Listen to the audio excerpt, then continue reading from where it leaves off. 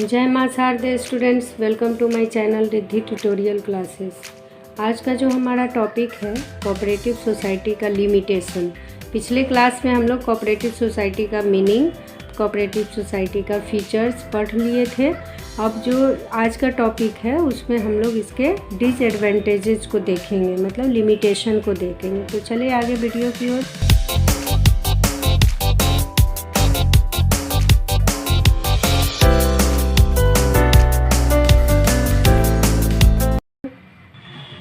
ये है disadvantages limitation of cooperative society, सहकारी संगठन के दोष सीमाएं। पहला कहता है क्या दोष है, तो अनइफिशिएंट मैनेजमेंट यानी अकुशल प्रबंध। अकुशल प्रबंध का मतलब क्या होता है कि सहकारी संगठनों का जो प्रबंध है वो सदस्यों के द्वारा चलाया जाता है, जो प्रबंध कला में न तो योग्य होते हैं और न ही चतुर होते हैं, क्योंकि इनमें मैनेजमेंट का स्किल, जो मेंबर्स हैं उनमें मैनेजमेंट का स्किल तो नहीं होता है।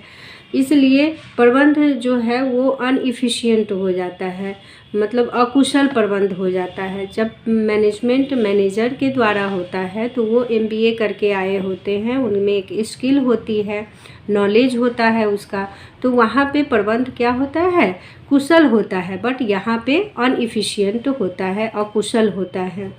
ठीक है। दूसरा पॉइंट क्या कहता है कि म्यूचुअल डिस्प्यूट्स, मतलब आपसी झगड़े। तो इनके सदस्य केवल अपने स्वार्थों की पूर्ति में ही लगे रहते हैं। कोऑपरेटिव सोसाइटी के जितने भी मेंबर होते हैं वो सिर्फ अपने स्वार्थ में ही, अपने बेनिफिट को ही देखते हैं। तो परिणाम स्वरूप धीरे धीरे सदस्यों में आपसी झगड़े शुरू हो जाते हैं, जिससे उनकी प्रगति भी रुक जाती है और अंत में ये समितियां असफल सिद्ध होती हैं। मतलब इसका मतलब आगे ग्रो सर्वाइव नहीं कर पाता है म्यूचुअल डिस्प्यूट्स की वजह से। ठीक है। तीसरा पॉइंट क्या कहता है, लैक ऑफ डायरेक्ट मोटिवेशन, प्रत्यक्ष प्रेरणा का अभाव होता है। इसमें क्या कहता है कि सरकारी संगठन से प्रबंध और स्वामित्व का पूर्णतया जनतांत्रिकरण होता है। फलस्वरूप सदस्य कोई विशेष व्यक्तिगत रुचि नहीं लेते हैं, जिससे इनका संचालन प्रेरणा विहीन तथा यांत्रिक बन जाता है। मतलब यहाँ पे डायरेक्ट मोटिवेशन नहीं होता है, क्योंकि हर सदस्य अपने अपने चीज़ को देखता है कि मैं क्यों ज़्यादा वर्क करूं, मैं ज़्यादा करूंगा तो सिर्फ मुझे ही तो फ़ायदा नहीं होगा। इसलिए यहाँ पे प्रत्यक्ष मतलब डायरेक्ट मोटिवेशन का लैक हो जाता है। ठीक है। चौथा पॉइंट क्या कहता है, मैक्सिमम गवर्नमेंट इंटरफेरेंस, मतलब अधिकतम सरकारी हस्तक्षेप। ये इसका चौथा लिमिटेशन है।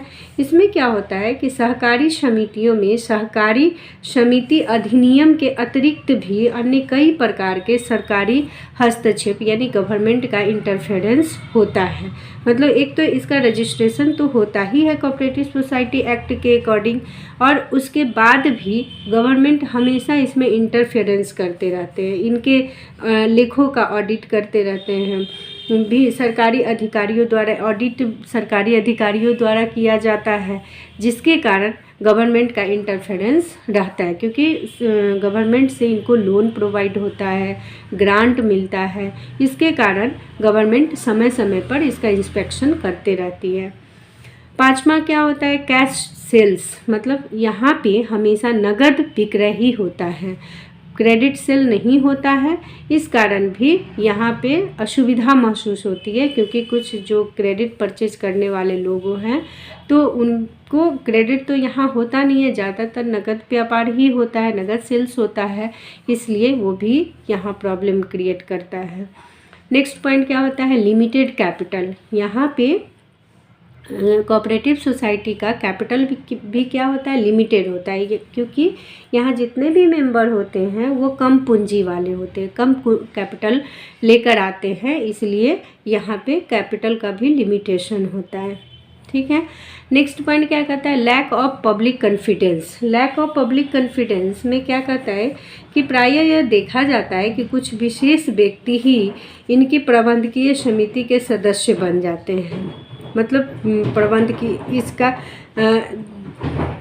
कुछ विशेष व्यक्ति ही जैसे मान लो जो चुना हुआ है, चुनाव के द्वारा डायरेक्टर बनाए जाते हैं, तो वही मैनेजमेंट कमेटी में होते हैं। तो कुछ 5 व्यक्ति हैं, तो वो क्या करते हैं, उसमें कुछ राजनीति करना शुरू कर देते हैं। जैसे मेरे कास्ट का है तो उसको ज़्यादा बेनिफिट दिलाए, मेरे रिलीजन का है तो ज़्यादा उसको बेनिफिट दिलाए, या अगर किसी के गांव से आता है तो उसको ज़्यादा बेनिफिट दिलाए।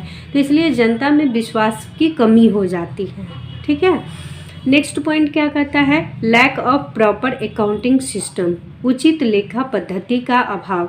चूँकि यहाँ कोऑपरेटिव सोसाइटी के मेंबर्स ही सारा काम करते हैं, तो उनको अकाउंटिंग का कोई नॉलेज नहीं होता है, तो अकाउंटिंग लिखने में भी उलट पुलट करते रहते हैं, जैसे तैसे लिखते हैं।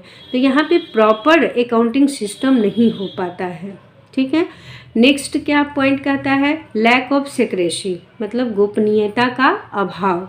गोपनीयता का अभाव का मतलब हुआ, जैसे और सारे फॉर्म्स हैं उसमें क्या होता है कि जैसे सोल प्रोप्राइटरशिप है, पार्टनरशिप है, वहाँ पे सीक्रेसी काफ़ी बनी रहती है। बट कोऑपरेटिव सोसाइटी का कोई भी बात होता है, कोई भी पॉलिसी बनता है या रूल रेगुलेशन बनता है या कोई विस्तार ही करना है बिजनेस का, तो वो मीटिंग के थ्रू होता है।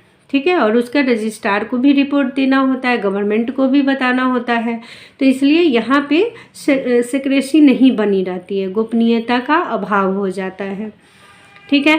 नेक्स्ट पॉइंट क्या कहता है, अन्य दोष। अन्य दोष मतलब अदर ड्रॉबैक्स। क्या होता है, तो उपर्युक्त मतलब जितना भी अभी दोष पढ़े हैं उसके अतिरिक्त इनमें अन्य भी कई दोष पाए जाते हैं। जैसे प्रबंध में दलबंदी। जैसे दलबंदी का मतलब क्या हुआ कि जो मैनेजमेंट में हैं वो अपना एक ग्रुप बना लेते हैं, अपने कास्ट का है तो उसके साथ अपना ग्रुप बना लेंगे, या अपने रिलीजन का है तो उसके साथ एक ग्रुप बना लेंगे। तो यहाँ पे प्रबंध में दलबंदी हो जाती है, जिसके कारण भी दोष पैदा होता है। फिर सदस्यों की अज्ञानता, ये अन्य दोष में ही आएगा। जो मेंबर्स हैं वो अज्ञान होते हैं, उनको कोई चीज़ का ज्ञान नहीं होता है, ना तो बिजनेस का ज्ञान होता है, ना तो मैनेजमेंट का ज्ञान होता है, और ना ही अकाउंटिंग का ज्ञान होता है, इसलिए भी दोष पैदा होता है। फिर सदस्यों में बचत की आदत का अभाव। जो मेंबर्स हैं उनमें बचत की आदत नहीं होती है, जिसके कारण भी यहाँ दोष पैदा होता है। तो इस तरह से ये हमारा कोऑपरेटिव सोसाइटी का लिमिटेशन था। तो आगे और भी वीडियो को देखने के लिए हमारे साथ हम बने रहेंगे। तो thanks for watching my video, और प्लीज़ मेरे वीडियो को, मेरे चैनल को सब्सक्राइब करें, लाइक करें, शेयर करें और कमेंट भी करके बताएं, ताकि मैं और भी अच्छा कर सकूं। ओके।